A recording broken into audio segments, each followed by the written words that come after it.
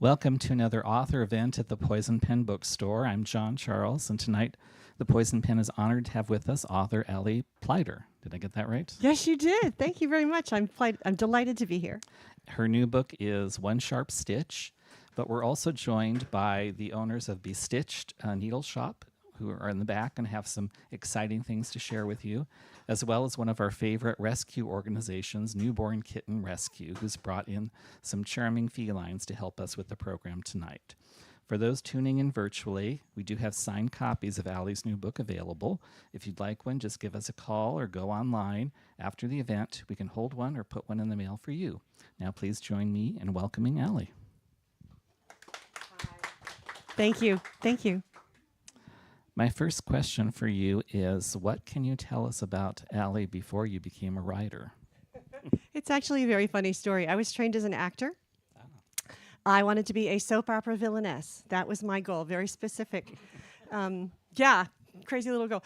Discovered that I'm 6 feet tall, so that's actually a liability in television. So I went to go get my career started and was told, are you brilliant? Because you're going to have to be brilliant if you're this tall. And I was good, but I wasn't brilliant. So I went from acting to producing, from producing to directing, from directing to fundraising, which is when I started telling stories.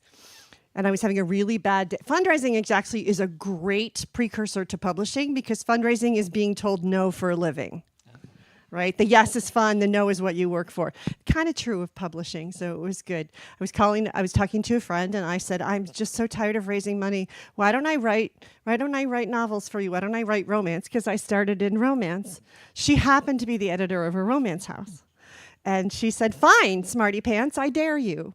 So she dared me to write a book, and that was the first. And yesterday I released a romance, and it was book number 72.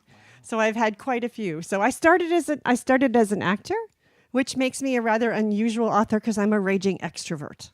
Lots of authors are not. I love to go out and meet people. So this is really fun for me. What was it like getting your first book published? That was Bad Eris Day? Or is that... I have to think, was that first? Yes, Bad Eris Day. What was it like? It was one of the first times my book was in an airport bookstore, and that was really, really fun. It was the launch title for Love Inspired, which is the faith-based arm of Harlequin, so it was a brand new title, and it was their first trade paperback. So it was a lot of groundbreaking, and I really enjoyed it. And probably the most fun was that I got to wear a tiara to every promotional event. And I was walking through the Chicago Book Fair, and some man said, "What are you queen of?" And I looked him straight in the eye and said, "Everything." So I had a lot of fun with Bad Eris Day. Let's move forward and talk about the book that brought you here today. It's your 70th title, is it? Yes, this is the 70th. One Sharp Stitch. What can you tell us about it? One Sharp Stitch is the launch in a new series. I'm known for doing mysteries that are craft-based. So we went from knitting to needlepoint. And this is the first. I love this one because our sleuth is a millennial. A lot of times the sleuths are older in cozies, and she's younger. I loved watching her reinvent her life. She is... like many sleuths and cozies, her life has been turned upside down, and she's come home to her hometown, to her mother's needlepoint shop, which she remembers fondly as a young woman, but hasn't really dived back into it. So in addition to the mystery, she's sort of rediscovering her artistic self. And full circle moment, when I was growing up, my father had a building on the main street of Connecticut where I grew up, and one of the two occupants of that building was a needlepoint shop. So that needlepoint shop is still in existence. So it was very fun to sort of recreate that experience and pull together a neat mystery. So you've introduced your sleuth, but then murder, of course, enters the picture. Always. How much do you think I need to tell? I don't know how much to reveal. Well, you can tell the victim. You can tell who the victim is. The victim is a high school friend of our sleuth. Her name is Shelby. And Shelby's friend, Kat, who was very sort of mousy and sort of tagged along behind her in high school and has turned into this very bold, almost goth person who creates artisanal scissors, so beautifully crafted scissors, and sharpens knives. Could you see where this might be going? So she has one of those mobile knife sharpening vans and is discovered with the tools of her craft embedded deep in her heart in her van, and that launches the mystery of who killed Kat and why. I love learning things and mysteries, and I never knew there was such a thing as artisanal scissors. Well, most craft people will tell you they're really picky about their scissors. And so it was fun. I started with the idea, and then I kept looking around for the most expensive scissors, and the price kept going up and up and up and up. So it was fun to create. And then I remembered going to like Renaissance fairs, which is where Kat learns hers, and people creating beautiful tools to use. And so I thought, let's take that scissors and go very, very far. And then I thought it was too easy to have the scissors embedded in her, so that's where we got the knife sharpening. So yeah, there are indeed artisanal scissors. You also introduce a couple of unique things into your book. Tell us about Nyags. Where they The came Nyags. This is one of those things that I had no idea was going to become what it was. The Nyags are a group of women. Almost every craft shop, if you've ever been into one, there's a group of sort of regulars who hang out. There's usually a table somewhere in the back. There are usually snacks. And so these women called themselves the Nyags, which stands for Not Your Average Granny, because they are not their average granny. And they were just sort of comic relief to me, but the Nyags have taken on, I mean, people are asking me for Nyag merchandise. So I am sort of stunned, and they each have their individual personalities, and they sort of say the things that we all wish that everyone is thinking. The Nyags will say it. And then the great fun of this is I just became a grandmother 3 months ago. So I was talking to my editor, I said, oh my heavens, I'm a Nyag. So art imitates life. So I love the Nyags, and everybody else seems to love them. It's been fun. And it wouldn't be a cozy without an animal of some kind. No, sir, it would not. And because we have newborn kitten rescue here, you have a cat. I do. I have a cat. I wanted to have a cat in this. The last series had a dog, and I wanted to have a cat. And I was in a needlepoint shop, and there is a very particular type of needle called a snag nabbit. And it is for pulling fuzzy parts out of it, or pulling something out of sight or cleaning something up. And I took one look at the package and went, that's the cat. Nabbit. Nabbit is the cat. So Nabbit was born. Nabbit is based visually on the cat of my son and daughter-in-law. And so we have a Nabbit canvas here. The folks at Be Stitched have created an actual Nabbit canvas for you to stitch. So Nabbit he's going to play a slightly larger role as the books go on, but he was a stray, and so he finds Shelby as much as Shelby finds him, which I think any pet rescue parent will tell you is exactly how it happens. So yeah, we love Nabbit. Let's talk about the book's setting, because that can be important in the story. Gwen Lake? Gwen Lake. Is that a real place? Did you base it on something? Tell us about it. I generally never use a real place. What I tend to do is to take about 3 different towns, and I will pull usually the physical location of one town, the layout of another, and some particular characteristic of a third, and mush them together. So there is not a real Gwen Lake. But some of the things, all of them are taken from other places. And the yacht club, which, gosh, I don't even know if I can. The yacht club is not really a yacht club. It's actually a yacht club, but all the yachts are like this big. They're model boats. That actually I pulled from a real life example back in Illinois where I used to live. So I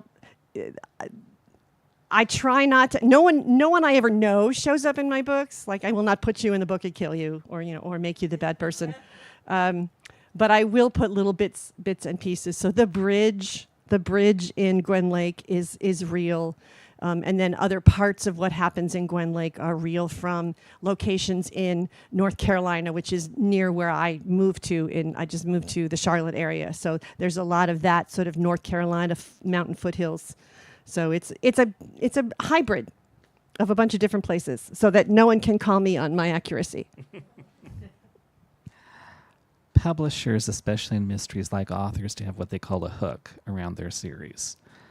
But you can tell for this series that you've launched, the one before the Riverbank knitting books, that it's not just a gimmick. You really love needlework and knitting. Can you talk about that? I really do. How I got into mysteries, because I have this long career in romance, was someone came to me and said, we need a knitting mystery, and there's really only one person, because a lot of my romances had knitting characters. And so I said, okay, I'll try it, and wrote one and went, oh, I like killing people. Called on my agent and said, let's do more. So we did the knitting, and then Kensington came to me and said, we'd like to do a needlepoint series. Would you be interested in taking that on? And so I learned to needlepoint. I had done it again before when my father had the building that had the store.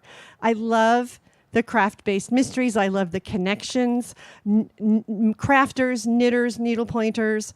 Not every person who reads crafts, but almost every crafter reads. So it's a real easy connection. And then it's very fun to have different ways to get to know somebody. We'll be talking about needlepoint, and I'll say, oh, by the way, I write needlepoint mysteries, or we'll be talking about knitting.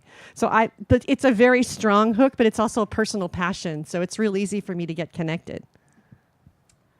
There's also another layer to the series in One Sharp Stitch. It's a mystery. It's about solving the murder, but it's about family relationships. It is. It is. It is a imposing big sister story of any of us who've lived in the shadow of a super successful, super perfect older sibling.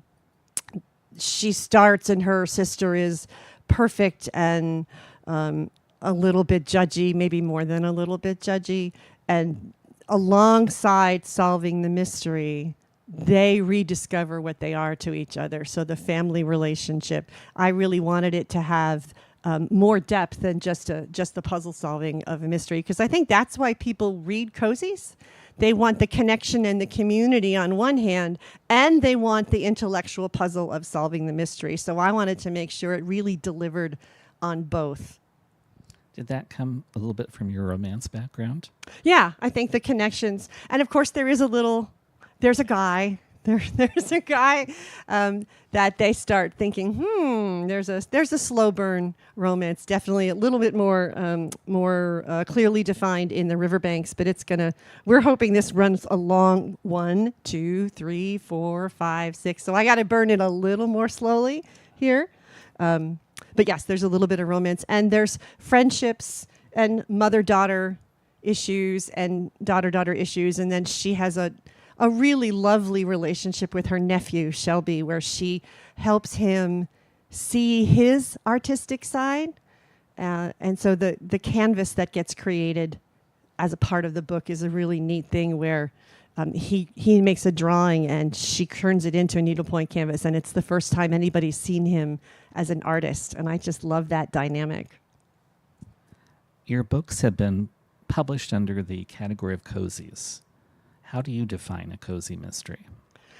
Like I said, a cozy mystery has as much of a focus on the community and the relationships as it does. There are a couple of logistics in that generally you never see the murder take place on the page.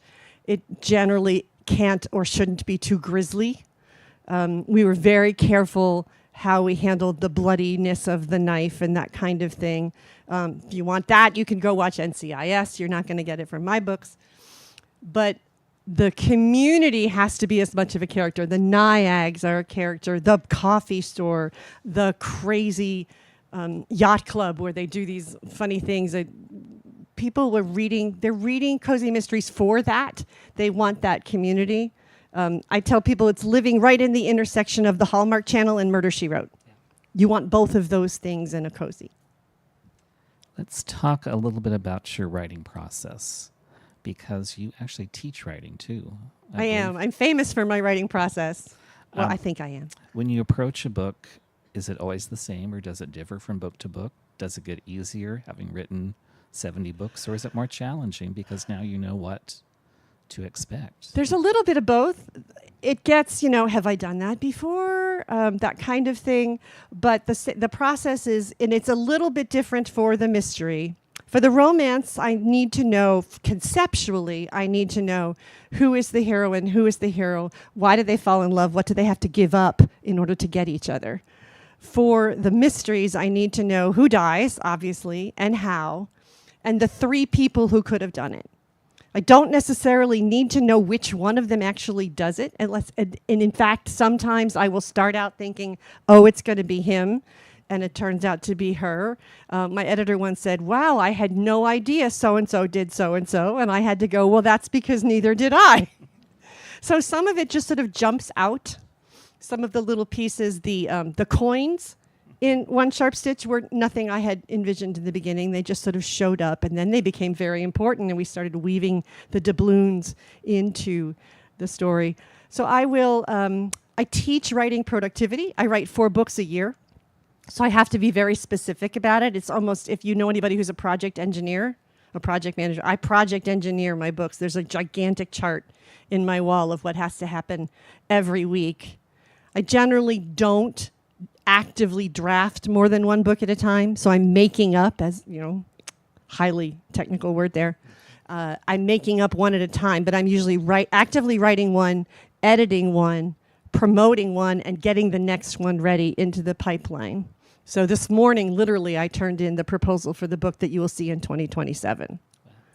So I'm always working on quite a few layers, and that's why I teach it. I'm able to take that sort of scientific, and a lot of people think, oh, if you do that, it'll squash all the art out of it, and the opposite is true. If you have that structure, then I can be way more creative because I know exactly where I need to be. Haven't you found that writing can be different for each person, though? You can teach certain skills, but there isn't one path to becoming a published writer? No, and that's why I do a lot of book coaching, and the coaching process that I use starts with what I call your chunk, which is if I sat you down in a room and said, write until you run out of words. Believe it or not, most people would produce the same amount of words every time they did. We think it's a subject, we think it's a function of inspiration, and it's actually not. Everybody's got this sort of creative battery. So when I coach someone, the first thing we do is figure out what your chunk is. It might be 200 words. It might be 2,000. And then we build the process of writing the book based on that. So I get very bespoke, very tailored about it for just what you said. Nobody writes the same way. If I tell you you're only a serious writer if you write 1,000 words a day, well, that's not true for hardly anybody. So I get very, very tailored in the process that I use.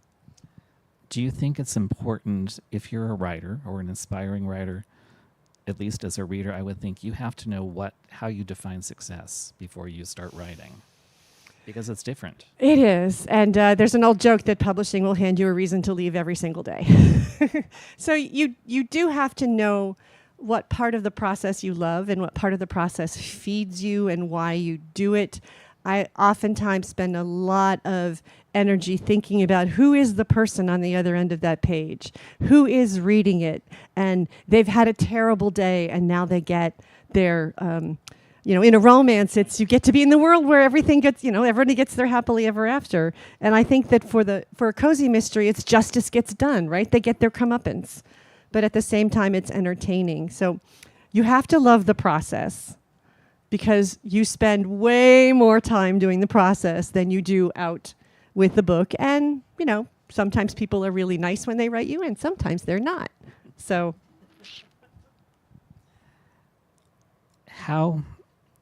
what have you learned about, you've written more than 70 books now.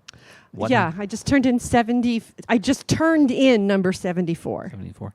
What have you learned now about publishing that you wish someone had gone back when you were first starting out and saying, this is what you need to know to succeed? That's a really interesting question. I got into it at the behest of an editor. So I was brought into the, or at least the editor was the person who brought me into it. Now, she never bought my book. I just want to let you know that I did not get through in the back door. But I got to see my introduction to publishing was from the business side of it. And I was an entrepreneur my entire adult life.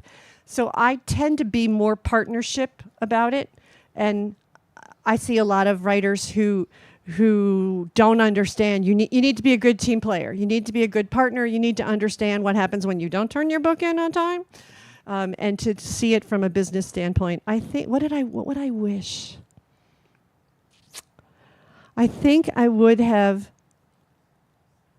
wanted to know the thing that most surprises me about the writing process, which is about 85% done every single book. I hate it. I am sure it is the worst thing I have ever written. The publisher is going to call and ask for their money back. It's going to be the last thing I ever do. Every single book. And it's just it seems to be this inextricable part of the process. And people are sometimes surprised in a good way, like, oh, really? You after 72 books? And then they're like, really? After 72 books, it still happens. So it's kind of a double-edged sword. I think I wished that I knew that was going to be part of it. I wouldn't have been caught up so short when it happened the first couple of times. A lot of pie was eaten during those times. Well, I think you brought up an important point, which was when you're writing books, you have to know what the goal is. If you want to see your book in print, sometimes that means you have to be flexible. Whereas if you just want to write, that's a different story. Yeah.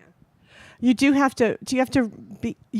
a business. You have to realize that the publisher is in a business. It is art. And so a lot of times if I get something asked of me that well, first of all, I say when you get your editing letter back, the first 48 hours don't count. You get to feel whatever you have to feel. You get to eat whatever you have to eat. And then you come back and go, all right, time to be a professional. And I will usually talk to my editor and say, what's the goal here? And if I don't like getting this way, can I get there this way? And I think only twice in my career have they said, no, you have to get there this way. And I sort of sucked it up and did what they wanted. And they were always right.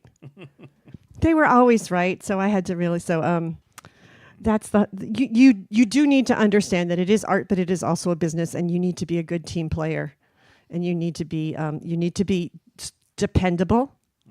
If you say you're going to deliver, you need to deliver. I've probably gotten farther in my career by being known for I never ever. I think I've missed one in 74 books, so that's a good thing to be known for, and it gets you work that you might not get otherwise.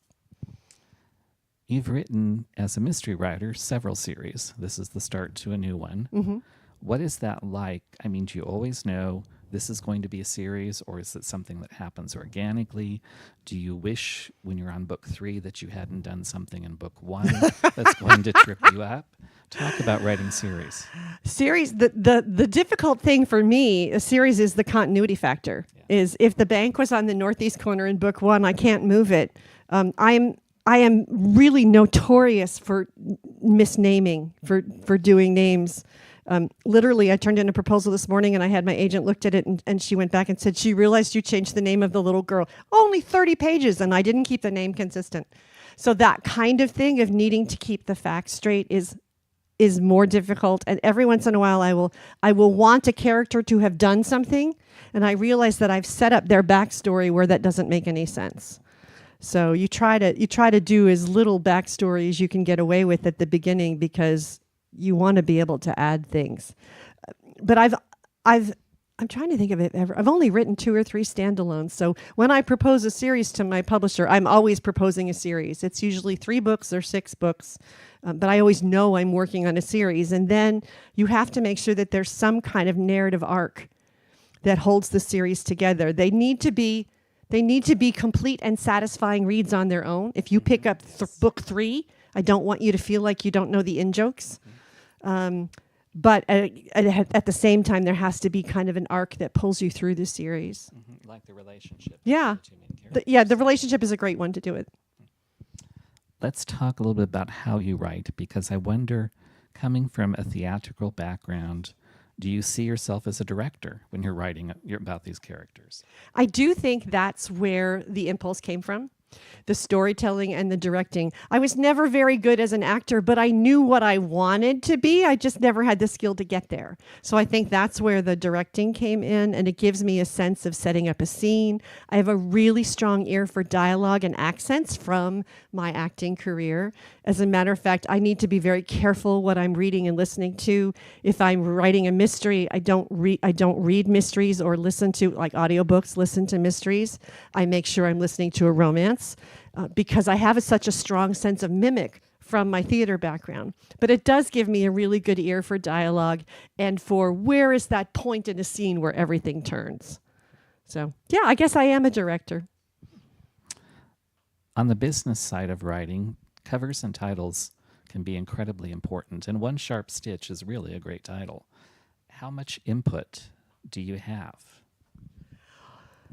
It depends.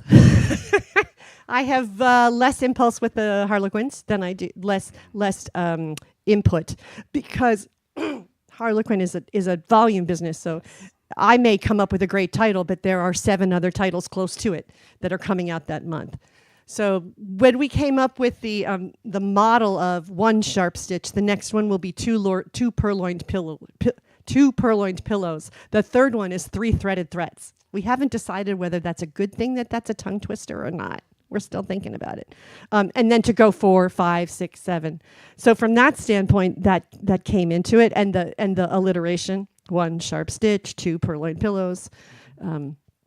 So it was kind of fun. And then the covers just sort of created themselves from that. We knew we needed to, there had to be a needle. The debate was, is there a knife or not? Right? No, we're going to do a needle. So they've been fun. Let's talk a little bit about Allie as a reader. Did that impact you as a writer? You write romance, you write mysteries. Is that what you grew up reading? Are there books that kind of influenced your wish to become a writer? I wasn't much of a mystery reader. I think I read all the Nancy Drews and the Hardy Boys and things like that. I remember reading and loving the Boxcar Children. We had a great library in our house growing up. I loved playing with imaginary friends. I would write. I asked my mother when I became a published author, I said, was I the kind of kid who wrote like books with crayons and things like that? And she said she didn't remember that, but she remembered I was always a storyteller. And from a fundraising standpoint, that's what you have to do. You have to tell a really compelling story. So I would say I've been much stronger in terms of a storyteller. And the books always told me stories, but I would probably often decide, no, I would rather the story end this way or rather the story end this way. So I think I would make up my own sequels and spin-offs. You mentioned it a little bit, but can you say anything more about what's next from you as an author? I have series 4, Love Inspired, which is the faith-based arm of Harlequin Romance. The second in that series came out yesterday. And there will be 6 in that series. So that will carry us through, I think, 2027. And then right now we have 1 Sharp Stitch, the paperback version of this comes out in February. Then 2 Purloined Pillows comes out in April. And then in 2027 will be 3 Threaded Threats. And I'm going to run up as many numbers as they let me. How can readers learn more about you and your books, and what is the importance, especially today, of social media for an author? Social media is way more important than I wish it were. How's that for an honest answer? I do kind of love it, but it does take up a lot of time. It takes up a lot of thought process. I am active on a lot of platforms because I need to be. And on the other hand, I meet people. We get to do things like work with Be Stitched and do Facebook Lives and have fun things like that we never used to do. So the upside is I have way more direct communication with my readers, and they have way more direct communication with me. And so that's good. But at the same time, when you're someone like me who needs to produce 4 books a year, I'm like, I only have so much time. So I have to be sort of careful about how much I do and how thoughtful it is. I do have an assistant, and she helps me with some of the things so that I can spend my time commenting back to you when you comment to me. And she does some of the posting of making pretty pictures and all that sorts of things. But you can bet those kittens are going to show up on my Instagram very, very soon.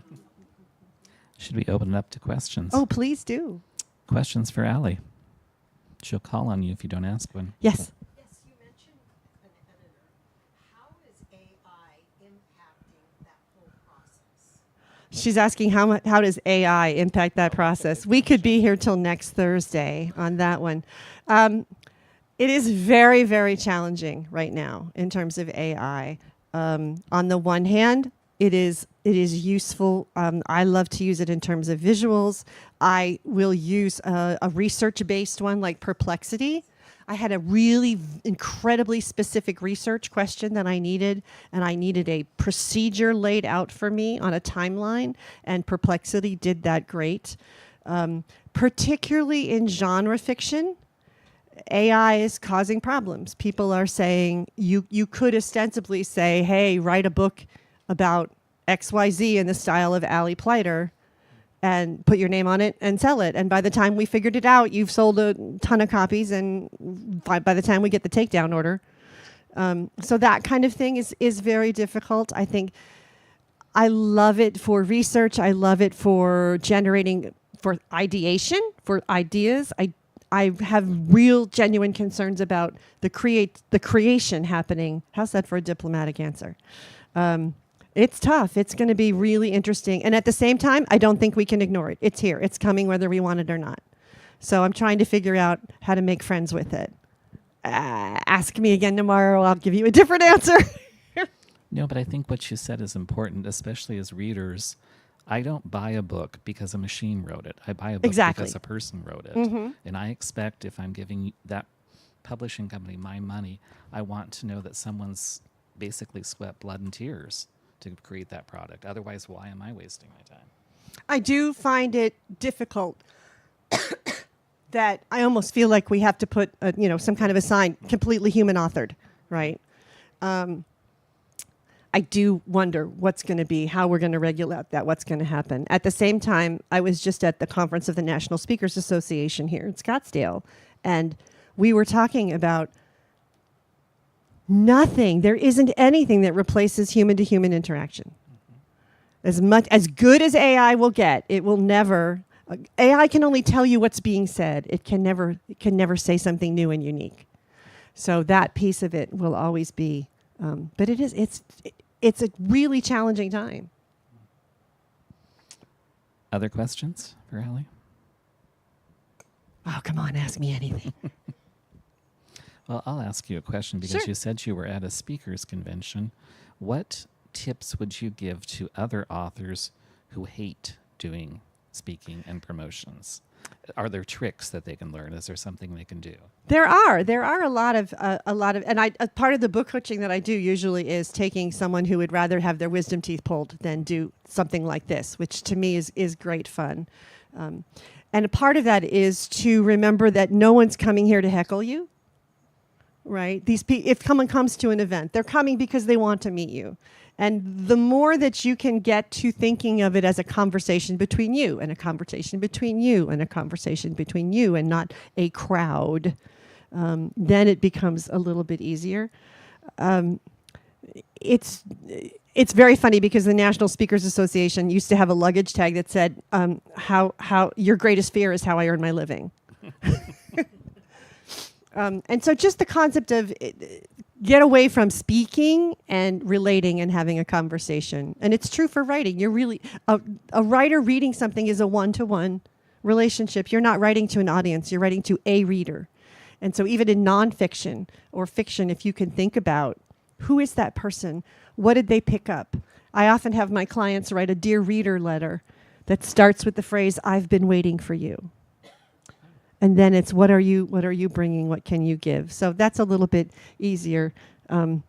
Breathing always helps. Well, that's your theatrical background. It is the prevent. We have a question back there, I think. Yeah, I'm on the verge of getting my first book published. Congratulations. The publishing company I'm working with just getting through the last parts. And when I first submitted this, and I was working with a local publishing company in Tucson where I live, and when I was working with them, they said, well, your manuscript is at 624 pages. So I was writing this a grief memo, detailing like the first year and a half of my life after my wife passed away. So what I did is about 620. What am I doing? Said, Chris, you need to get this down to about 300 pages because if you do this as a first-time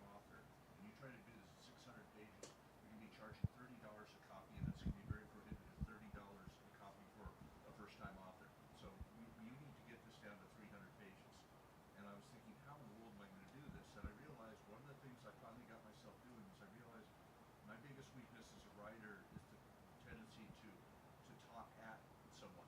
That sometimes I'm intellectualizing too much, so I'm writing because I like to hear myself think or talk. And then I realize, wait a minute, let's stop listening to it from the writer's standpoint. Let's read it as if I'm not me. Let's read it from a reader's perspective. So if the reader reads this and says, Curtis was standing on top of a building in Tucson, throwing up his arms and exulting, and I'm just going, that's interesting, but as a reader, I'm going, who cares? I don't care what Curtis was doing. You do bring up a really important point that it is a consumer business. It is a consumer product. Because the point is, it's a grief battle. We're trying to help people deal with grief. And so going, how does this help me deal with grief? If it doesn't help me deal with grief, I don't care. Yeah. So, and so that's why I ended up, I reduced it down to about 300 pages mainly using that approach. It's why God gives us editors, because we think everything is super important, and it isn't. I was just telling someone that I think there's only been 5, maybe 6 books where my favorite scene hasn't been cut.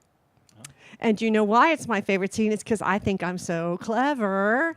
I'm so busy being clever that it doesn't serve the story. So that's what I tell myself when they tell me I have to cut my favorite scene. But it is, you have to. The Love Inspired's must be 55,000 words. They cannot be over 2,000 words above or below. And so what used to be a book, when I started writing a standalone novel, was about 100,000 words. Now it's much closer to 85, 75. So there are certain market expectations that you have to be able to hit. And everyone says, oh, well, the Love Inspireds are only 55. And I'm like, do you realize how hard it is to get a satisfying story in 55,000 words? Man, you better. Every word counts. So I think it's a more difficult. What's the old Abraham Lincoln? Please excuse the long letter. I didn't have time to write a short one. So, yeah. Well, in some ways, it's almost like haiku. You have to really focus everything into that framework. I will intentionally overwrite a book by 10% because I know I'm going to go back and cut 10% of the words. Part of that is a productivity thing. I write those, people say, how do you write 4 books a year? And the short answer is 1,200 words a day, 5 days a week. And there are some days where I do my 1,200 words and go, wow, none of that's going in the book. That's terrible. But I've maintained the practice, and I've given myself some margin that I know is going to be cut, because then the 10% that I cut means that the 90% that's there is cleaner and more impactful and hopefully more vivid and more entertaining. I think you're right in a sense, because aspiring writers, fear the blank page. But I think it's Nora Roberts that said you can fix a bad page, you can't fix a blank page. Yeah, which is why I think I do so much work with what I call establishing a writing practice.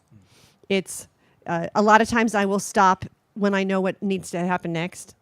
That's an old Hemingway trick, right? Yeah. That's not mine. But stop when you know what happens next, because then when you sit down the next day, my brain is usually concocting.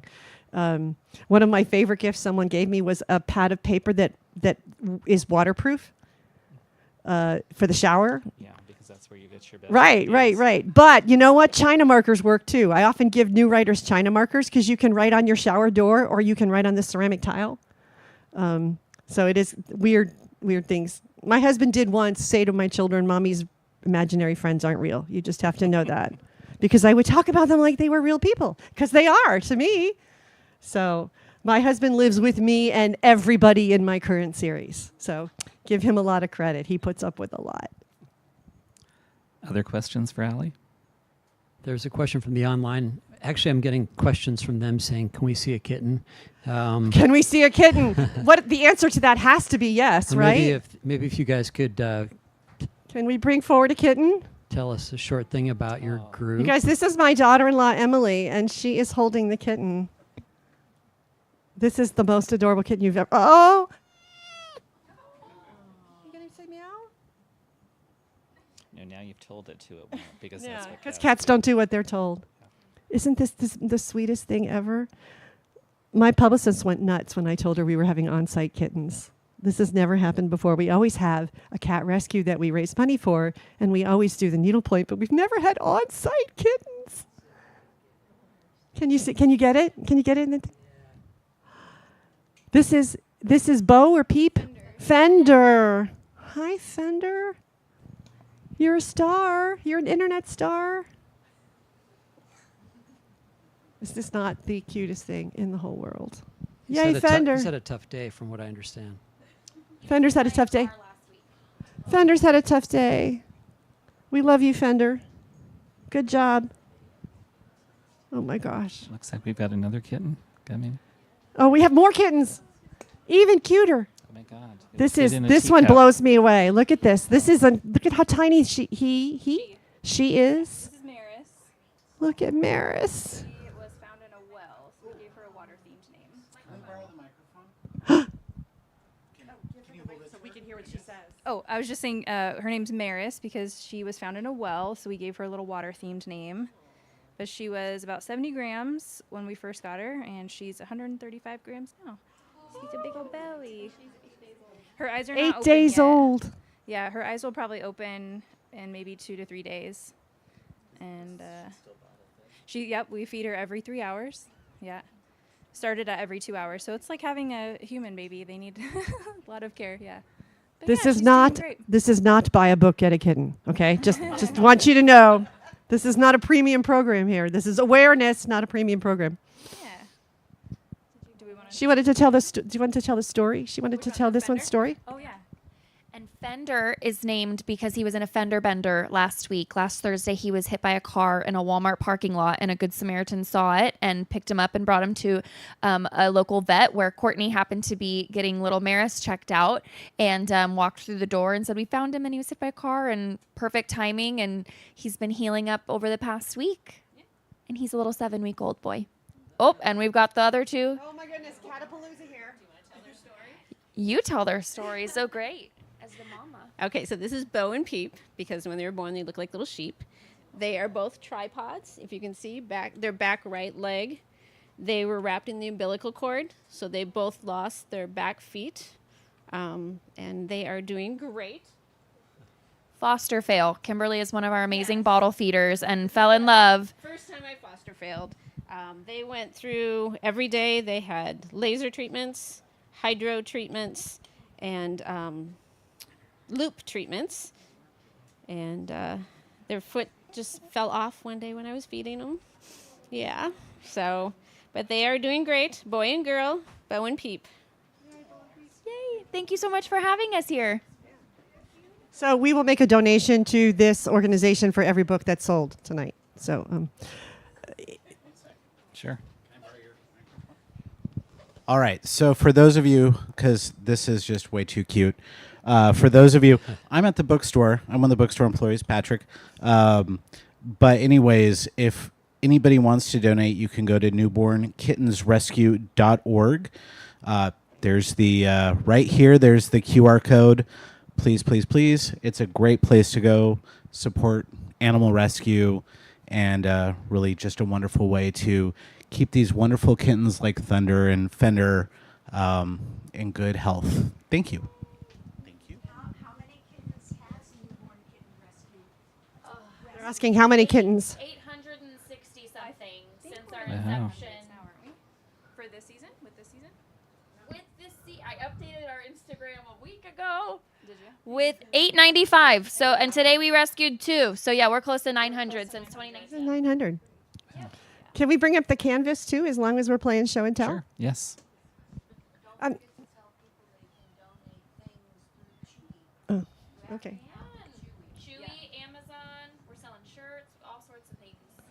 So we do an exclusive canvas for each book signing, and so this is from Be Stitched, which is the local incredibly awesome needlepoint shop. So this is Nabbit.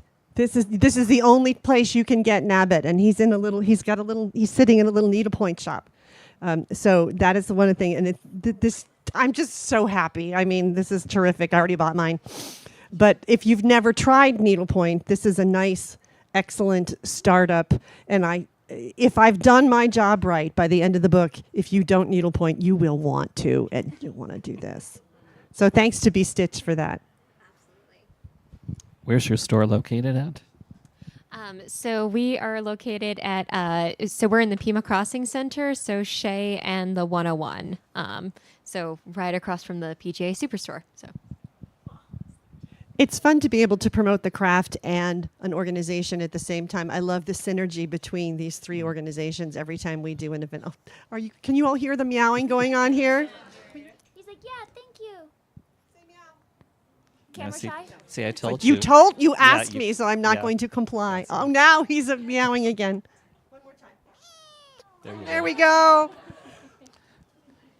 Any other questions, Patrick, or should we wrap up?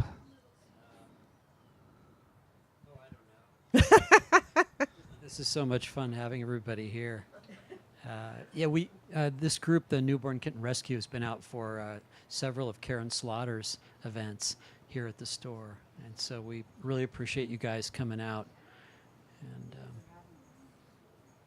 It's yeah. great fun to have an animal character. It really is. It's fun to enjoy that. You do a good job in the book. I love Nabbit. I have owned cats. I own a dog at the moment, but I have owned cats, and they're so. She finds him. He comes onto her balcony, and anyone who's ever rescued a pet, they rescue you as much as you rescue them. So that's why I think Nabbit calls to her. She feels a little sort of. She says it in the book. I feel like a stray too, Yeah. and that's how they get together. Any last questions for Allie before we wrap up? There was a question online. Somebody wanted to know, are there any genres that you haven't written in that you would like to someday? Any genres that I haven't written in. Let's see. I've done nonfiction. I've done fiction. I've done contemporary. I've done historical. I've done romance. I've done women's fiction. I've done chick lit when chick lit was a still thing. It's come back again. It's coming back. Yeah, it is. I'm like, let me back at it. No, I'm pretty I've always loved romance, and now I love mystery. I don't know. I think I would like to do. I'm starting to coach on memoir, because I think life stories are the one thing AI can't do for us, and life stories are the most impressive teaching. So I think that's the place where I'd like to get involved in helping other writers. But I'm pretty happy doing what I'm doing now. You've got a full plate. I do have a full plate. So this QR code will, if you want to go to my website and see all of the things I do, because there are a lot of things that I do, that will tell you everything. And also, if you sign up for our newsletter, we are very deliberate in not sending you everything. You can say, I want to hear about this and this and this and not this, and we will do our best to honor it, because nobody needs their inbox stuffed full of stuff they don't want. Can they find your newsletter through your website? Yes, it's alliepleiter.com, and there's a little up in the corner. If you don't want to do a QR code, there's a little gray button up at the top of the website that will tell you how you get involved in the newsletter, and then you can see all the different all the coaching and the speaking and the writing and all the different books. I think they're sorted by series, so we don't overwhelm you. There's a lot. 72 books is a lot of books to get on a website. My website designer will tell you I'm rather difficult to have a client. I think this is probably a good point where we want to wrap up. Let's thank Allie for joining us tonight. I'm so delighted to be here, and the needlepoint and the kittens, this has just been loads of fun. If you give us a few minutes, we'll get her set up here. She'd be happy to sign books for you. We do have Allie's books up front if you need more copies. Please do stop by the Newborn Kitten Rescue and Be Stitched if you're interested in those options. Thank you, Allie. Terrific.